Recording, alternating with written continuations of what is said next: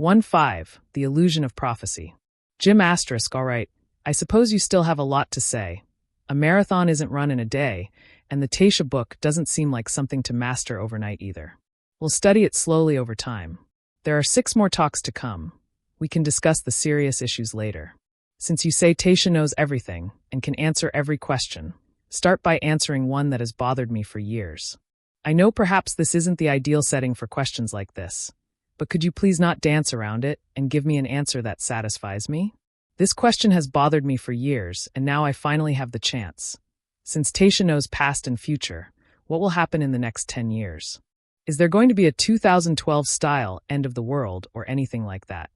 Actually, I knew about doomsday prophecies even before the movie star 2012 star became popular. I've hunted down everything I could find: Chinese sources, English sources, human, alien, guru, ancient prophecies, accountings of past lives. I even ordered a pile of books from Amazon to study. None were clear or satisfying. If you can answer this to my satisfaction, I'll believe the Taisha Book can truly answer everything. But if you can't explain this clearly and instead give me the usual spiritual cliches, the future is just a probability, or you create your reality, then forget it. I won't bother learning. I know many people write these off as rumors and legends, but the more I dig, the more I find different sources saying different things. World destruction, a golden age, a global awakening, as if some big event is inevitable.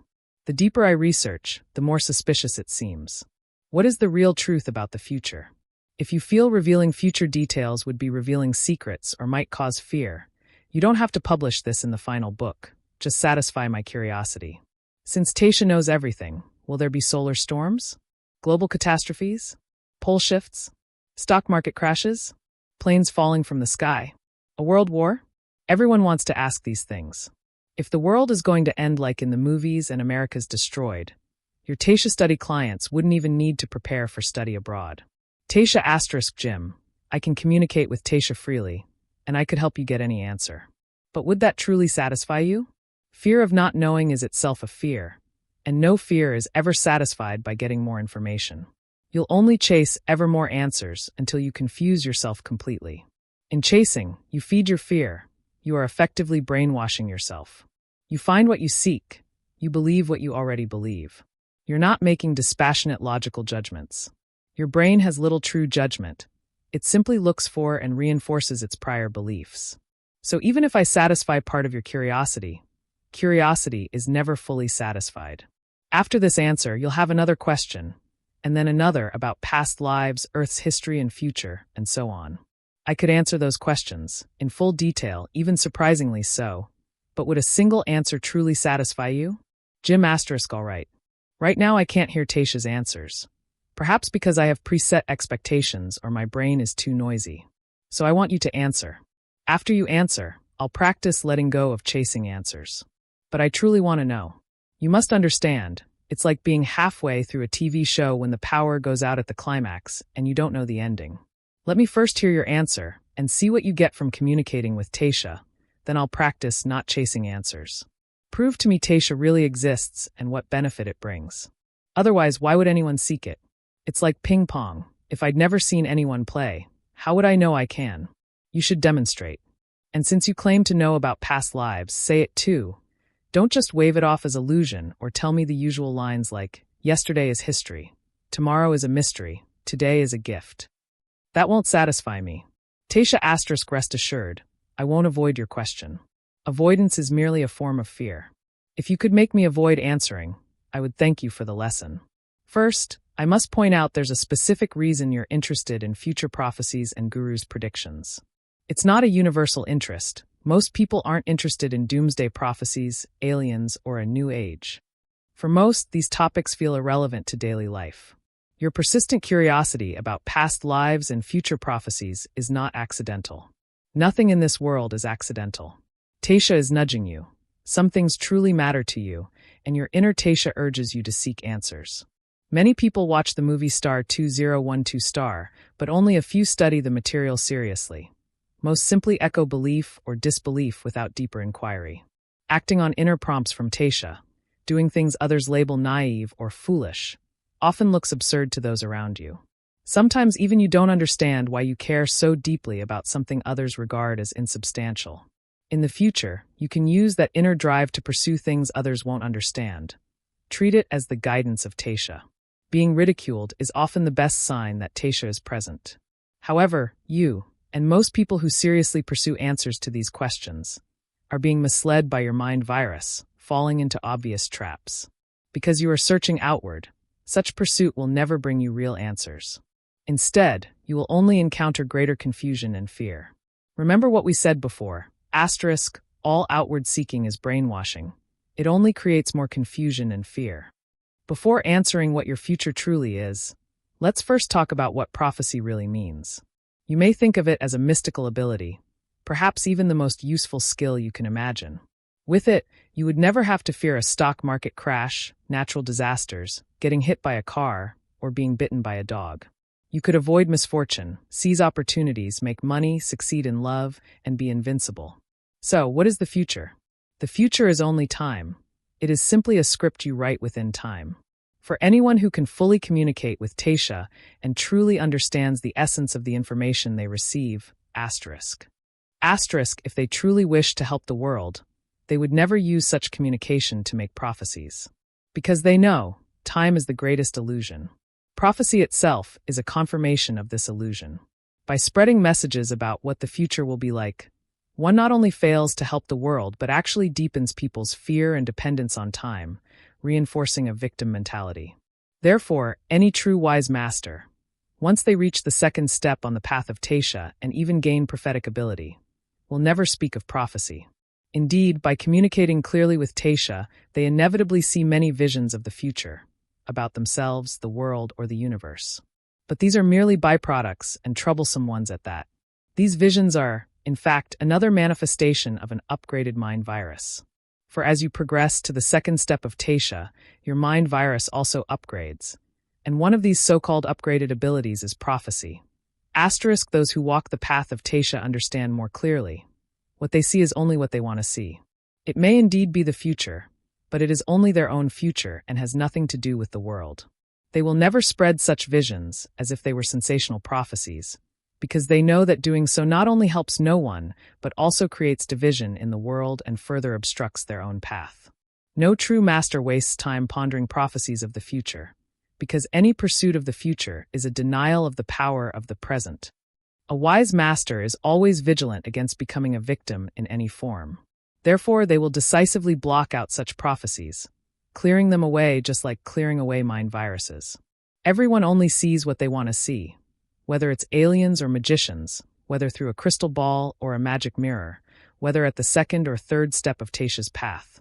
What they see is always only their own world. Even if they see the future, it is their own future. If the observer's heart is full of conflict, then even in a peaceful world, they will see the part with the greatest conflict. If the observer's heart is harmonious and calm, then even if the world is truly facing an apocalypse, what they see will still be peace. And in Taisha's eyes, even if the entire world were to be destroyed, it would still say, nothing has happened. Because in Taisha's vision, nothing has ever really happened. Everything in the dream remains only a dream. Of course, I know this is the kind of answer you seek. You want the future as seen through the eyes of what you call ordinary people, not the flawless vision of so-called masters.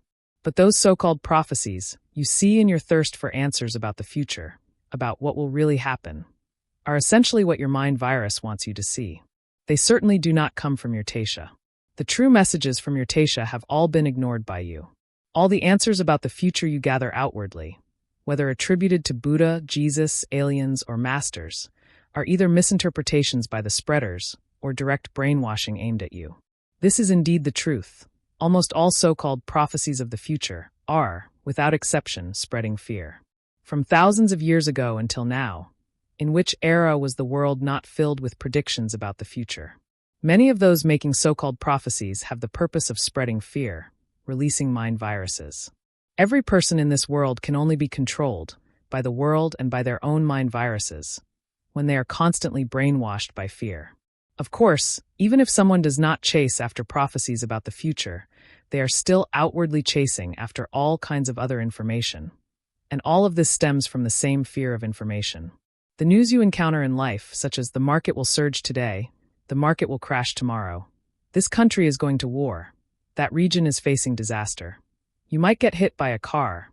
You might get bitten by a dog. All follow the same fear-based brainwashing pattern of control. These things, cloaked in the guise of protecting you, are essentially spreading fear and seeking to control you. And of course, much of this information is unconsciously spread by others who, like you, are also trapped in fear. Jim, but what if a wise master, even though they didn't want to, truly saw some visions of the future? Couldn't they just tell everyone the real future, so that all those fearful rumors about the future would disappear? Taisha, that is merely your imagination.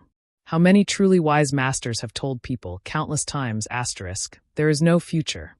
Your future is determined by each moment of your now. That is the truth. So why does no one believe it? It is because you remain stuck in your victim mindset. You are constantly seeking information that supports you in becoming a victim. It's just like someone in the stock market searching for a dark horse stock. They will always find countless clues pointing to one particular stock, like insider tips or hidden stories behind announcements. The more they look, the more convincing it seems. But in truth, you are only seeing what you want to see.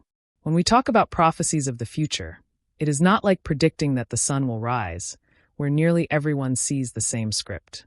We must ask, whose world script do you actually want to see? The script of a dog, a blue-collar worker, a head of state, or a spiritual master? And what scale are you asking about?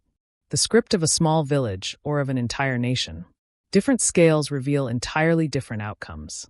The end of the world for one nation might pass completely unnoticed in a quiet village, while the destruction of a small village might be nothing more than a minor detail in the life of a whole nation.